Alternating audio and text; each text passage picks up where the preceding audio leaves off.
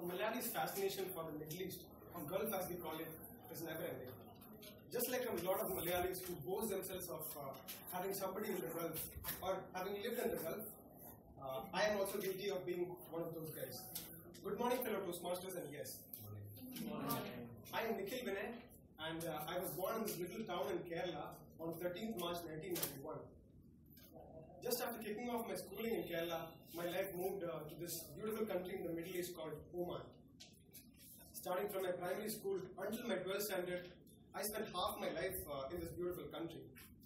And my dad worked as an electrical engineer over there, and my mother, she was a part-time teacher. My brother and I went to the same Indian school, and we were pretty much surrounded by a lot of Malayalis. I grew up in a Malayali fraternity. Be it my friends or my neighbors, most of the people around me were Malayalis, and I would like to say that I grew up in pretty much a Malayali bubble. And it is what I'd like to point out is that it is true what they say about the Middle East. It is a mini Kerala, and this has probably helped me grow up as an individual and probably shape who I am today. An interesting phenomenon about the Middle East is a phenomenon called Wadi. Wadi is something that forms when there are heavy rains in this part of the world. It's a riverbed of water that forms only during heavy rains, and it is a very unique thing because it brings the entire town to a standstill. And the best part, no school. And I enjoyed this because it is very rare, and it is one of a celebratory and festive mood it creates during that time. Right after finishing my 12th in Oman, I moved to Manipal University in Manipal to do my bachelor's in aeronautical engineering. So you see, I enjoyed the usual funs and frills of an Indian college-going student. And I'd say the one thing that I picked up during my college life is my love for football. Like a lot of youngsters in India, when I picked up, I started following a European club, Arsenal, and this has been a part and parcel of my life since then. Now after this my life shifts to UK, where I did my master's in renewable energy engineering. And just like I said, how Middle East is like a mini Kerala, UK was sort of like a mini India. And I'd say, nevertheless, in spite of it being like a mini India, it was a very multicultural environment in the UK.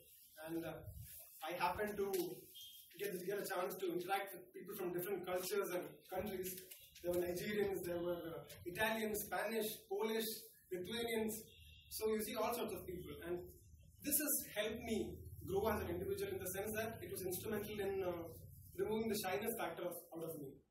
And I got more comfortable speaking to new people and strangers also. And it's probably because of this that I even picked up a habit of solo traveling. And one of the countries that I went to while I did my solo traveling was this Eastern European country called Poland. And I had a very interesting experience when I went over there. You see, unlike in the UK where it's a lot of different cultures from different races and colors living together, in Poland it was just white people. It was a white country, and I was a dark complexion guy in a white country. And because of this, I got a lot of looks. You see how foreigners, when they come to India, we give them a lot of looks too on the street when you see white people. Just like that, even I got a lot of looks. And it was sort of uncomfortable at first for me, and it was really weird too. But then, among the crowd who stare at you, there are also really beautiful women. And your excitement goes for a spin when that happens. So, what I'm trying to say is that when you travel alone, you get to experience a lot of different and interesting stuff. And on a serious note, it can be very enriching too. And the final phase of my life is over here in Chennai, where I got my first job. Just like my first job, I happen to have a lot of other firsts too in Chennai.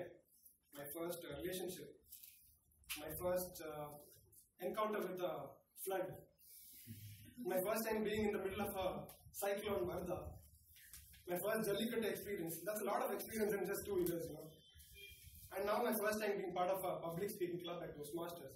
And I look forward to starting this enriching journey and follow it with a higher purpose and enthusiasm and zeal. Thanks and over.